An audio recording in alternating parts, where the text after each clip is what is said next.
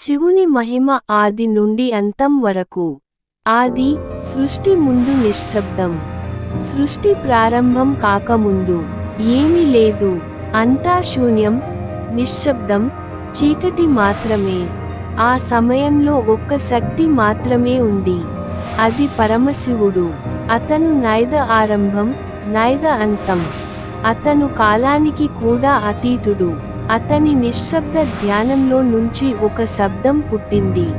ఓం. ఆ ఓంకార నాదంతోనే సృష్టి ప్రారంభమైంది. లింగోద్భవం. బ్రహ్మ, విష్ణువులకు పరీక్ష. ఒకసారి బ్రహ్మ మరియు విష్ణువు మధ్య తర్కం జరిగింది. ఎవరు గొప్ప అని. అప్పుడు ఆకాశాన్ని చీల్చుకుంటూ ఒక అగ్ని స్తంభం ప్రత్యక్షమైంది. అది అంతం లేని, ఆది లేని జ్యోతి. విష్ణువు ఆ స్తంభం అడుగునకు వెళ్ళాడు. బ్రహ్మ పైకి ఎగిరాడు. ఎంత వెతికినా ఎవరికీ ఆ స్తంభానికి ఆది లేదా అంతం కనిపించలేదు. ఆ అగ్ని మధ్యలో నుంచి ఒక రూపం బయటకు వచ్చింది. అది మహాదేవుడు. అప్పుడు వాళ్ళు అర్థం చేసుకున్నారు, శివుడే పరమాత్మ. సముద్ర మథనం, నీలకంఠుడి అవతారం. దేవతలు, అసురులు కలిసి అమృతం కోసం క్షీరసాగరాన్ని మథించారు. కానీ ముందుగా బయటకు వచ్చింది హాలాహలం, భయంకరమైన విషం. అది ప్రపంచాన్ని నాశనం చేయబోతోంది. అందరూ శివుని దగ్గరకు వచ్చి ప్రార్థించారు.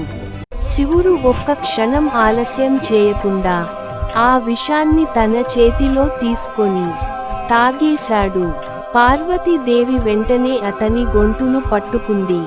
విషం కిందికి పోకుండా ఆపింది. అందుకే శివుడికి నీలకంఠుడు అనే పేరు వచ్చింది. శివుడి తపస్సు కైలాసంలో నిశ్శబ్దం. కైలాస పర్వతంపై శివుడు గాఢమైన ధ్యానంలో ఉంటాడు. ఆయనకు కోపం లేదు, ఆశ లేదు. అతను ప్రకృతి శక్తులతో కలిసిపోయినవాడు. గాలి, నీరు, అగ్ని అన్నీ అతని భాగమే. పార్వతీదేవి ప్రేమ. హిమవంతుడి కుమార్తె పార్వతి శివుడిని భర్తగా పొందాలని నిర్ణయించుకుంది. అందుకోసం ఆమె తీవ్ర తపస్సు చేసింది.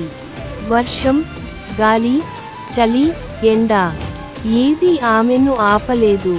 చివరికి శివుడు ఆమె భక్తిని గుర్తించి ఆమెను తన అర్ధాంగిగా చేసుకున్నాడు. అప్పుడు పుట్టింది అర్ధనారీశ్వర తత్వం.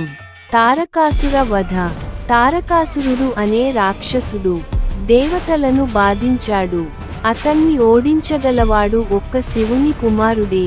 అప్పుడు జన్మించాడు కార్తికేయుడు, సుబ్రహ్మణ్య స్వామి. అతను యుద్ధంలో తారకాసురుడిని సంహరించాడు. శివుడి తాండవం. ఒకసారి ప్రపంచంలో అధర్మం పెరిగినప్పుడు శివుడు కోపంతో రుద్ర తాండవం చేశాడు. ఆ తాండవంతో భూమి కంపించింది, ఆకాశం చీలింది, దేవతలు భయపడ్డారు. అప్పుడు పార్వతీదేవి శాంతింపజేసింది. గంగావతరణం. భగీరథుడు తన పూర్వీకులను రక్షించడానికి గంగను భూమికి తీసుకురావాలనుకున్నాడు. గంగాదేవి చాలా శక్తివంతురాలు. భూమిని నాశనం చేసే ప్రమాదం ఉంది. అప్పుడు శివుడు తన జటాల్లో గంగను ఆపాడు. తర్వాత నెమ్మదిగా భూమిపైకి వదిలాడు. శివుని తత్వం.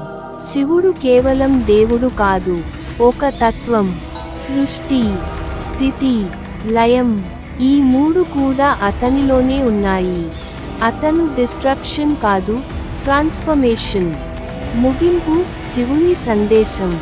శివుడు మనకు నేర్పేది కోపాన్ని నియంత్రించు, భక్తితో జీవించు, అహంకారం విడిచిపెట్టు, ధ్యానం చేయి.